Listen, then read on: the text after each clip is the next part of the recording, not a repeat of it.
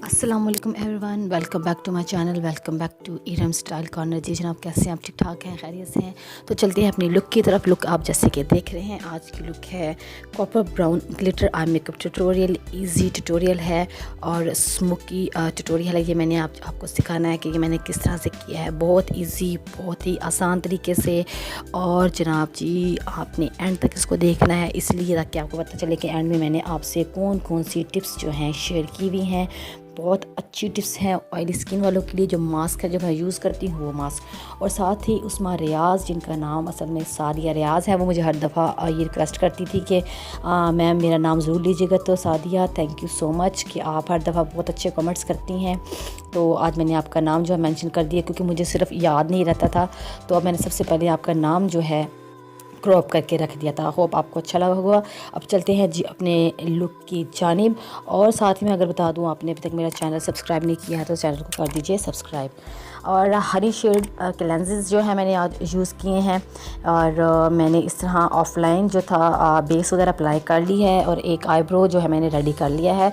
और आईब्रो जो है दूसरा वो मैं बनाने लगी हूँ, मैं तैयार करने लगी हूँ लशेस की इस टूल किट के साथ। ये सेकंड नंबर मैंने ब्राउन शेड लिया है अपने फ्रंट के लिए। फ्रंट और बैक जो मतलब जो आपका आर्च है उधर, और आपकी जो टिप है आईब्रो की, उसको आप हमेशा डार्क रखें और फ्रंट को हमेशा लाइट रखें ताकि वो नेचुरल लुक दे।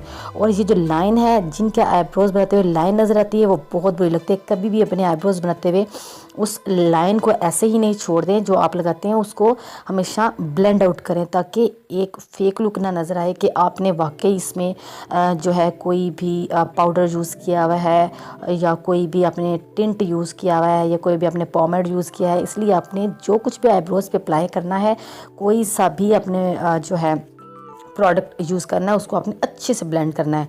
फिर आपने देखा है कि जो फ्रंट है वो आपकी ज़्यादा चौड़ी नहीं होनी चाहिए, ठीक है। फ्रंट से हमेशा थोड़ा कम, और आपका जो आर्च है उससे थोड़ा सा मोटा होना चाहिए आपका आईब्रोज़। ये छोटी छोटी टिप्स है आपके आईब्रोज़ की। अब ये हाईलाइट है EUB का हाईलाइट, मैं आई बेस यूज़ कर रही हूँ। बहुत ज़बरदस्त आई बेस है। आप देख रहे हैं कि इसको लगाते ही कैसे ये डिस्कलरेशन को हाइड कर देती है। तो ये मैं लगा रही हूँ अपने ब्रश की मदद से। आपने पूरे लिड पे इस तरह से इसको अप्लाई कर लेना है, चाहे आप ब्रश से कर लें चाहे आप फिंगर से कर लें। ब्रश से करने से ज़रा और ज़्यादा बेहतर लग जाएगा। पहले पूरी आईलिड पे इसको ऐसे अप्लाई कर लेना है, और फिर इसको आपने बाद में अपने उस ब्रश के साथ, जिसके साथ आप शेप देते हैं अपने आईब्रोज़ को, उस कंसीलर ब्रश के साथ अब अपने आईब्रो को कर देना है इस तरह से नीट। बहुत ही आसान तरीका। आईब्रो को आप देखते हैं कि हमेशा मैं आपके सामने ज़रूर इसका ट्यूटोरियल करती हूँ, इसलिए कि आईब्रो भी मेन एक जो है काम है आपके आई मेकअप के बीच में। अगर आपके आईब्रो ही अच्छे नहीं बने होंगे तो आपका आई मेकअप भी इतना कोई ख़ास नहीं लगेगा। सो अपनी आईब्रो को पहले अच्छे से इन्हेंस करें, नीट करें, आईब्रो पे कोई भी लाइंस ना नज़र आएँ, और अच्छे से आपका जो है आईब्रो वो ब्लेंडेड नज़र आए। अब मैंने इसको अच्छे से जनाब जी ब्यूटी ब्लेंडर के साथ ब्लेंड आउट करने के बाद मिसरोज़ के इस पाउडर के साथ मैं इसको फिक्सअप कर रही हूँ, जो कि मैंने पूरे अपने फेस पे भी यही पाउडर अप्लाई किया है। तो फिक्स करने का मतलब ये होता है कि आँख में क्रीजिंग नहीं हो। उसके बाद ग्लैमरस फेस की ये पैलेट है, उसमें से मैं ये वाला शेड ले रही हूँ ब्लैक, और ऐसा ब्रश है ZOEVA का पेंसिल ब्रश ले रही हूँ। और आप देख रहे हैं कि मैं लटा के इसको यूज़ कर रही हूँ। आपके लिए आसान तरीका ये मैं बता दूँ कि जब आप इस तरह से लटा के यूज़ करेंगे तो आपको एक आँख की जो शेप है वो एक गाइडलाइन मिल जाएगी। सो आपने लटा के पहले इसको इस तरह से यूज़ करना है, और थोड़ा थोड़ा करते हुए आपने इसको जो आपका आउटर थर्ड है, आउटर वी है, उसको आपने स्मोक आउट कर लेना, ठीक है। ज़्यादा बाहर नहीं निकालना। जहाँ पे आपकी अपर लैश जो है ख़त्म होती है उधर तक ही आपने रखना है, क्योंकि हम स्मोकी से चूँकि शुरू कर रहे हैं ब्लैक शेड से, तो उसके साथ आपको मैं हर दफ़ा बताती हूँ कि ज़्यादा जो है आपने उसको फैलाना नहीं है। उसके बाद सेम पैलेट में से मैं ये ब्राउन शेड ले रही हूँ।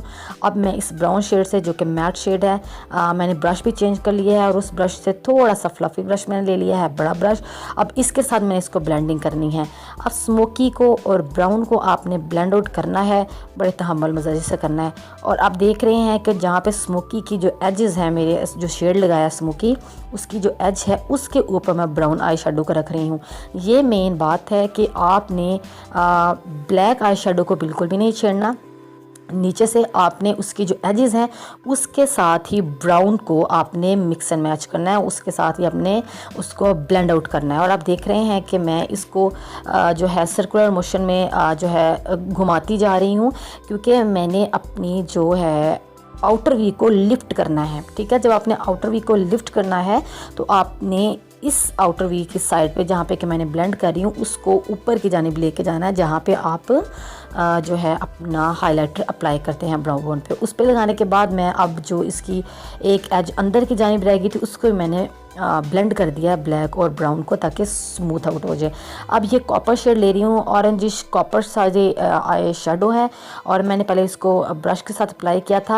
आप देख रहे हैं ब्रश के साथ, अगर ब्रश के साथ अच्छे से अप्लाई ना हो, वैसे तो अच्छे से अप्लाई हो जाता है, लेकिन जो ये मेटालिक शेड फिंगर से लगाने से अच्छा पिगमेंट छोड़ता है वो शायद ब्रश के साथ इतना नहीं छोड़ता। तो आप फिंगर के साथ अप्लाई करें, और जहाँ पे मैंने ब्राउन शेडो यूज़ नहीं किया था उस पूरे जो एरिया पे मैंने फिंगर के साथ मेटालिक जो है आई शेडो इसको अप्लाई कर लिया है। फिंगर के साथ आपने इसको अच्छे तरीके से अप्लाई कर लेना है और ब्लेंड करते जाना है।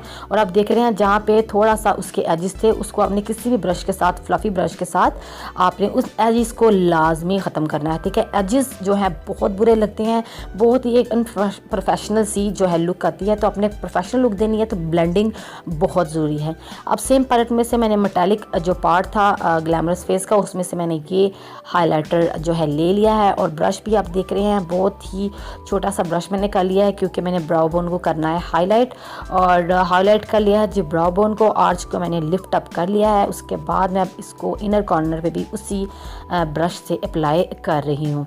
ठीक हो गया, ये हमारा पार्ट हो गया जी कंप्लीट। अब सेम पैलेट में से मैं ये मैट शेड ले रही हूँ और ब्लैक कलर का ये आई शेडो है। आप देख रहे हैं कि ब्रश का साइज़ क्या हो चुका है।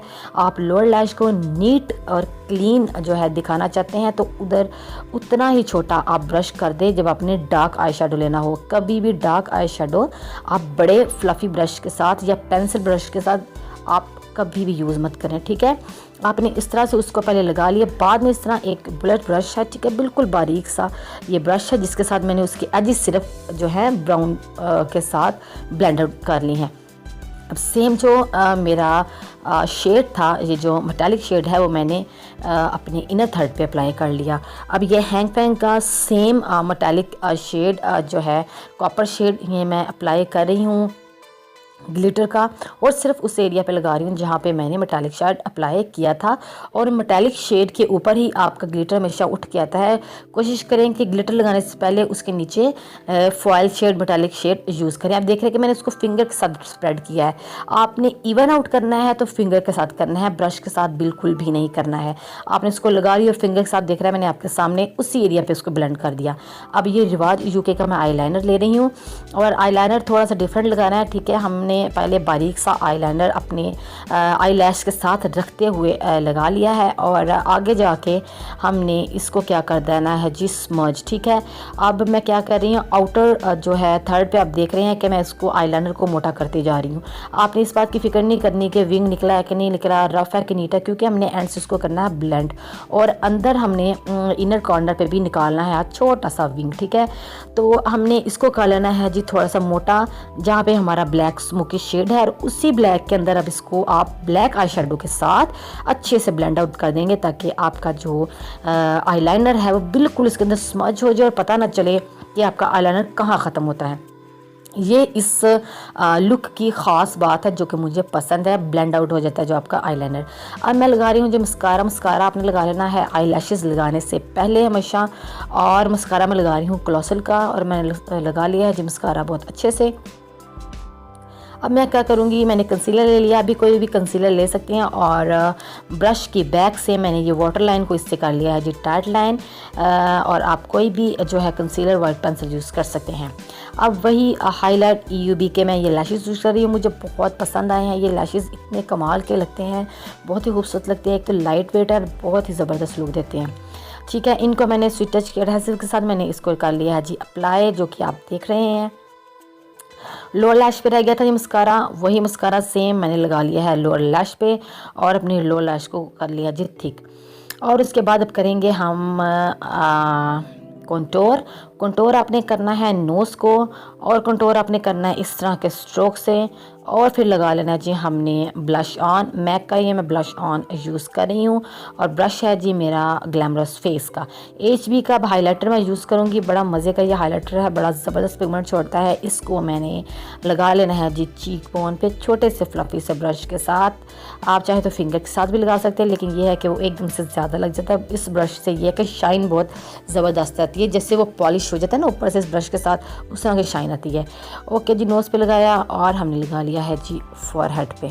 तो ये थी जी मेरी फाइनल लुक।